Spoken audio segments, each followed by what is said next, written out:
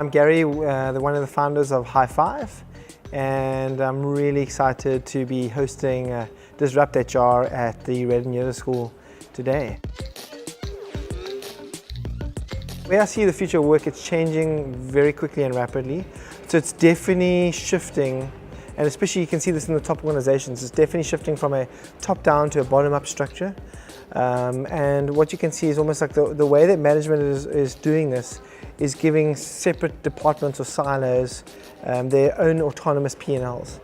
And we've seen that through and through with the likes of Hire and loads of startups. They're almost leading this way.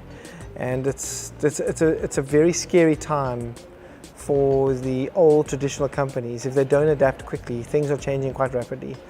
And just like technology is disrupting, I think the way of managing people is disrupting. And it's an exciting time to be in, but so it gives a lot of people opportunities to be successful very quickly, but it's also a very scary time for organizations that they have to change rapidly. And unfortunately,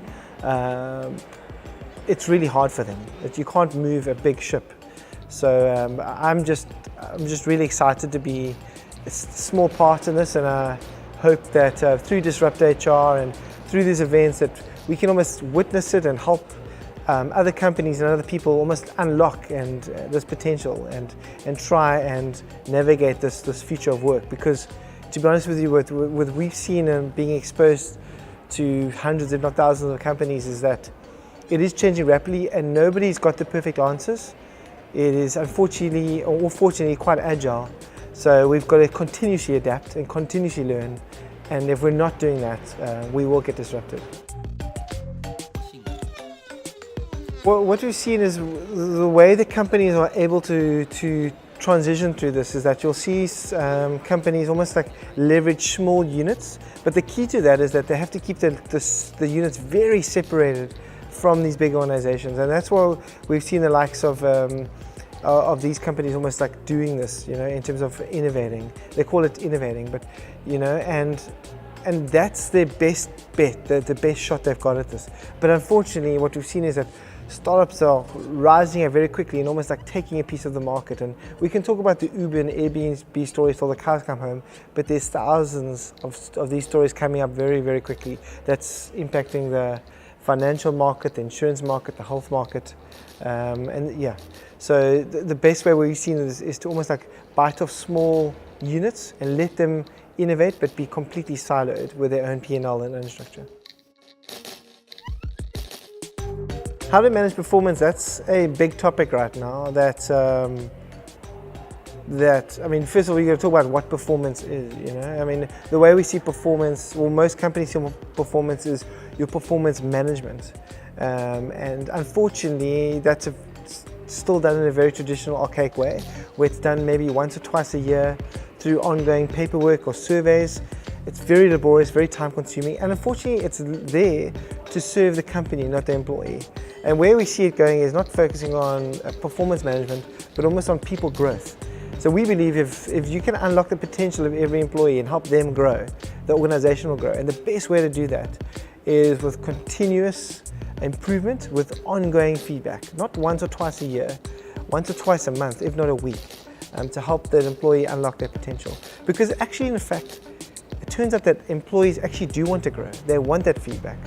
And they want it very straightforward, because if they don't get it, if they don't get that straightforward kind of feedback, they get very frustrated, and then they end up losing focus, and they probably get a job somewhere else, because the average lifespan at the job force right now is 1 to 2 years. So if you're not engaging with your workforce, you're going to lose that employee very quickly.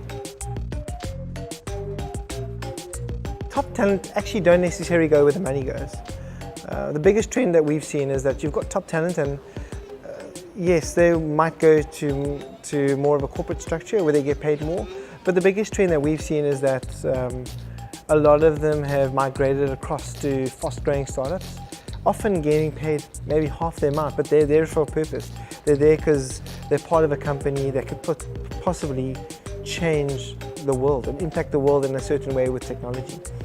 And the way that startups are attracting these people is not with glorious ping pong tables or fancy offices, it's actually the opposite. Most of the time it's in a dingy little garage or dingy little lounge. But the ultimate key thing is there's a purpose, a vision, and obviously equity is at play. You're not going to attract an amazing employee paying him half without giving him some equity to work towards.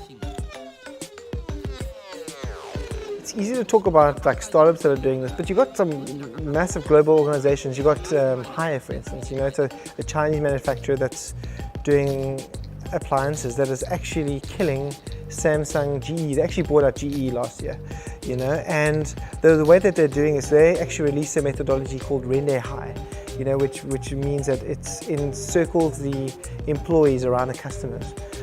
And the model there is pretty simple, but it might seem complicated to large organizations, but it's literally allowing their employees to sit within their own P&L, their own business units. There's no central organization, and let them run and distribute the products and make profit. And they've been hugely successful. And the key thing there is that employees can almost create their own jobs, and it can almost move from unit to unit. So it allows creativity within the products and within the finance.